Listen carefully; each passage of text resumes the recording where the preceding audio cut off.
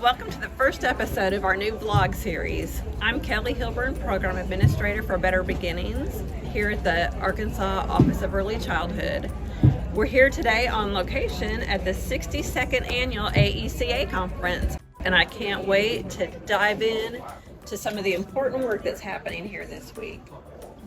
This conference offers Arkansas early care and education providers opportunities to learn more about important topics like child development, family engagement, social and emotional learning.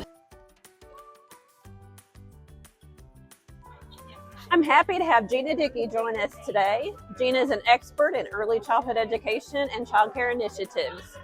So Gina, can you please share a little bit more about your professional journey in early childhood education? I actually ended up in an early ed, not in an educational capacity, but in a human resource generalist capacity.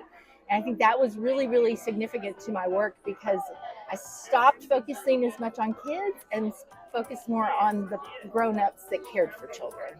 So the idea of linking hearts and minds is a core concept for this conference that we're at today. What does that phrase mean in the context of early childhood education, and how does it reflect the goals of the conference? Yeah, we know that brain development is so key in those early years.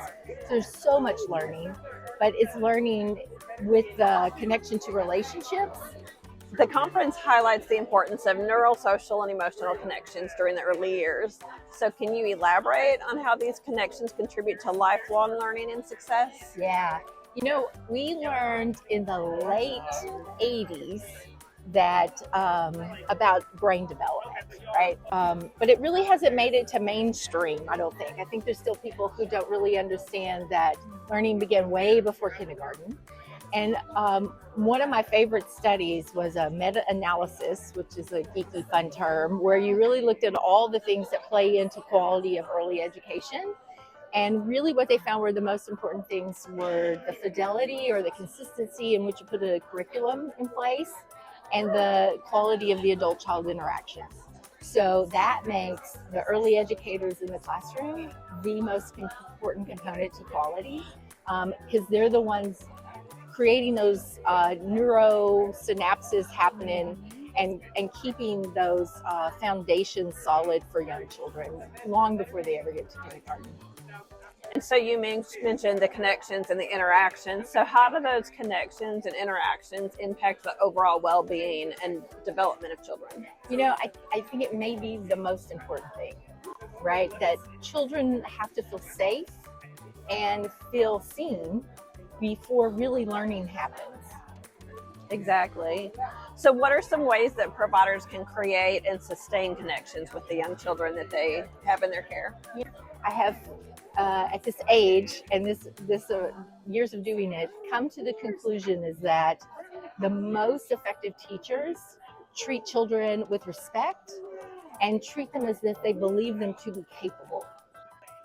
So we have a large audience here at the conference. What do you hope that some of the providers will take away that will enhance their interactions with the children and families that they work with? Some of the most important things that happen here at AECA is that we affirm what you already knew, and you can feel more confident when you go back to your classroom next week, and also affirm that you're not in this by yourself, that there's a lot of other people who care very much about what you do and how you do it. Yeah. Well, today's episode has given us a lot to think about.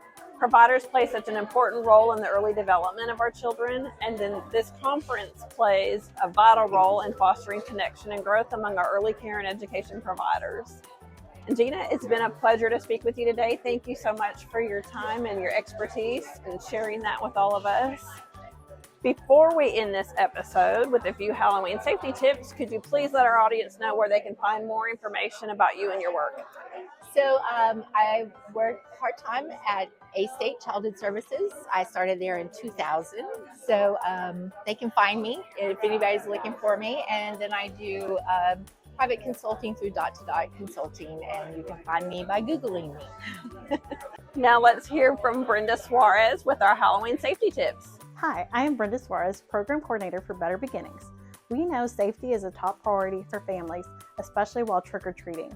Safety is also a priority for Better Beginnings, no matter where children are. That's why we want to share with you 4 tips to help keep children safe this Halloween. First, dress children in a bright or reflective clothing. It is important that drivers are able to see children, so consider bright colored costumes this year.